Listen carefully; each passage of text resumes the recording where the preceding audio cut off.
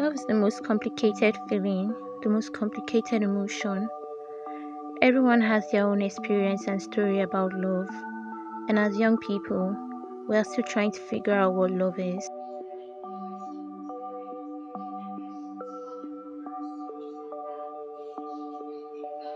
I'm Paris. Hi guys, I'm Dolapo. I'm a virgin, so I wouldn't know. Ew. Well, to me, I feel it's more of an emotional connection. Because why would you people be having sex with people you don't like? I mean, why? So it's more of like an emotional connection with me, though our generation has made it seem like it's more of a physical connection. But in my own opinion, it's more of an emotional connection to me. Though it's still physical connection, but to me, it's more of an emotional connection to me. Because you can't just go around having sex with random people. No, it doesn't make sense. Trust issues because it's everywhere. Well, one thing about love that scares me is the commitment aspect. I mean, how will I stay committed to one person for the rest of my life? Actually, to love a person is not really the issue, it's not the problem, but I feel the commitment aspect, that's the love aspect for me. Like it takes more than love, it actually takes commitment. There are times you even fall out of love, but is this sense of commitment you have towards that person that will keep you guys going. So that's just it, the commitment aspect. Love is not enough. Commitment is just very vital in a relationship. No, that's lost. It's actually lost because when you're in love at first sight, you actually don't know that person. There's nothing you know about the person, so it's just straightforward like, and you're like, oh, she's so fine. I want her, and all those things. But then when you get to know the person, and you feel like, oh, she's like this and she's like that, and from there everything falls off. So you're like, how did I, and all those things. I don't believe in love at first sight. Probably the first time you're seeing that person, you're just smitten by maybe their beauty or probably their personality and all that. That first sight thing is just infatuation to me. If I see a guy for the first time, I'm probably infatuated by the person. But love is something that cannot just happen suddenly. You probably don't like the person, it's just lost, like Harry said. So it's more of an is if you are just infatuated by that person. So it will take time for you to get to know the person. Then you will now be able to decide if you truly love this person, if you can cope with this person or not. So at first time it's bullshit. Yes, I've experienced it before, and good. At that point, you're like head over heels somebody. You don't know what you're doing. You're not yourself again. So it's like you're going extra mile from how you used to be to another thing. It's like, oh, you were this before, and then you meet this person. You're like everything. You're doing it for that person. You're not thinking of yourself anymore. Just that person. And everything now goes like, okay, when you're doing anything, your mind, everything is this person. Everything goes to pleasing this person and not even thinking of yourself. You're like dead at that moment. It's not nothing about you anymore. Just that person.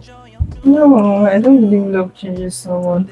You might just change for that moment, but trust me, the person's real character will show up at the end of the day. So love doesn't change. You just change for that period, for that moment when the love is still shocking you. Well, when you are deep into the relationship or whatever, your real character will just show. Love doesn't change. It probably makes you better or it makes you worse, a worse version of yourself or a better version of yourself. So that's it. Everything is just red flags. them red flags. They always come and it's like you want to strangle the person, that kind of thing. And you're always thinking, why are you doing this? And it's like there's this sudden vexation, and you're like, you want to end everything. But then you realize, oh, it's this person. I used to smile with you, yes. Okay, so you want to actually go back.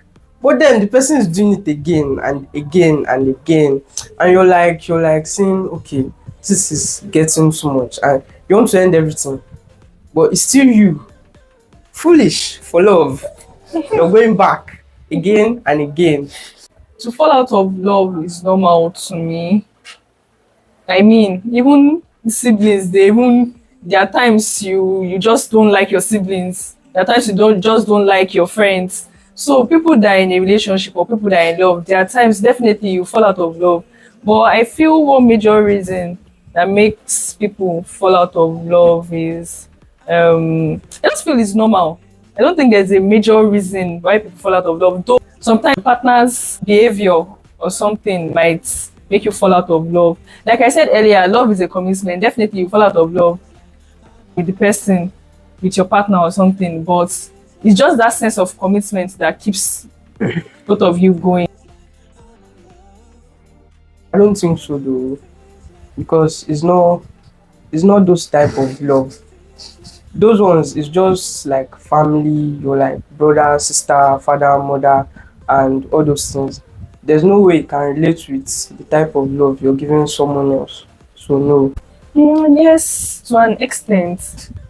I grew up loved by my parents, by people around me, my siblings. Where I love, I will love you to an extent that no matter what you do to me, I'll still keep loving you. So I feel that background I had about love has actually affected the way I love people.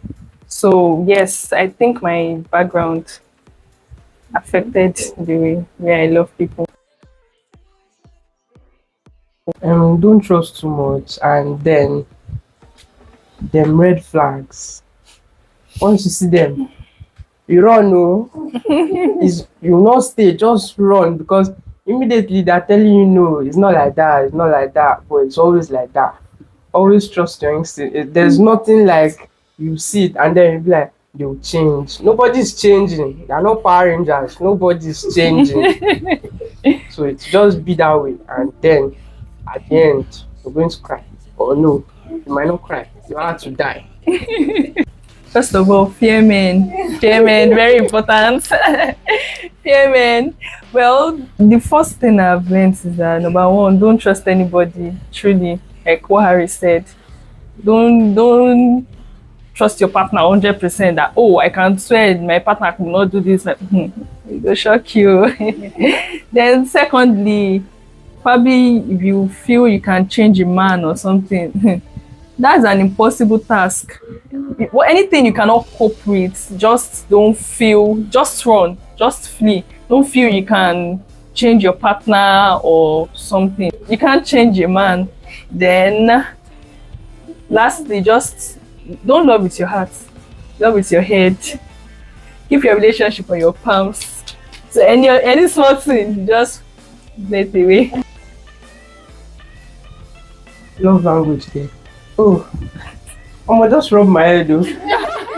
They are just listed. Everything is just there. And like, do you even tell yourself that when you're going into a relationship? No. I love receiving gifts. Number one love language is gifting. Then probably the one that will come second is words of affirmation. Tell me how beautiful I am. Tell me I'm the best thing that has ever happened to you. So that's it. You don't.